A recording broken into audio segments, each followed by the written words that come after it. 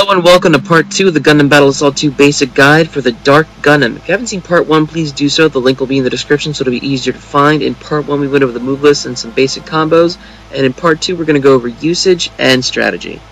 Dark Gundam has quite a few zoning tactics in his normal kicks, which summon various snakes, long range, mid range, anti-air, all very useful.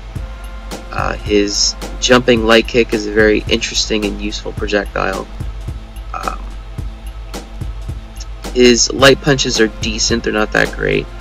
His heavy punches, his most useful one would be his shoulder tackle, which multi-hits, does a nice chunk of damage.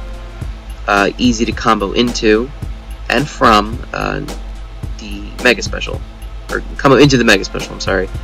And speaking of which, the Mega Special is very useful. Multi-hits, does a nice chunk of damage, good anti-air from mid-range, really easy to completely stop somebody's approach, and pretty good to just combo into if you need to.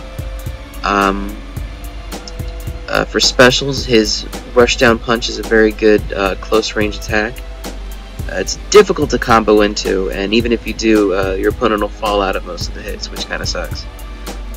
His down back special, the Tri-Laser, is pretty good. It's a beam special, so it'll eat out shells, and it covers high and low for the most part.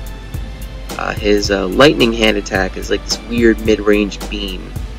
It dies out after traveling just for a little bit. Kind of resembles Dan Hibiki's Hadoken, but it does quite a decent amount of damage, and you can combo, I believe, to and from it for a certain amount of distance. His lightning shield is good for keeping your opponent away, which is an important tool for zoners, and that's partly what Dark Gundam is for. And of course, we have to talk about the Unblockable Laser that he has. It's the only long-ranged, true long-ranged unblockable in the game. Does a nice chunk of damage, but it's, it's dodgeable. It has a slow startup. You can just jump over him. I think probably his biggest advantage is the fact that he does not stagger no matter how much you hit him. So he can completely rush in with no repercussion. He can attack you on reaction from anything that you do, and that's an extremely huge advantage for any mobile suit. So I would say he's about mid-tier, I think, because of his speed. He's just not very fast, and that's a huge problem competitively.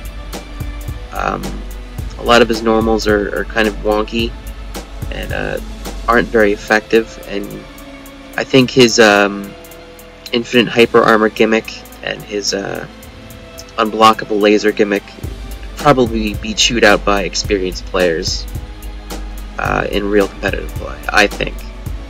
I don't really think he has that much going for him. Of course, I'm kidding. This guy's banned as all hell.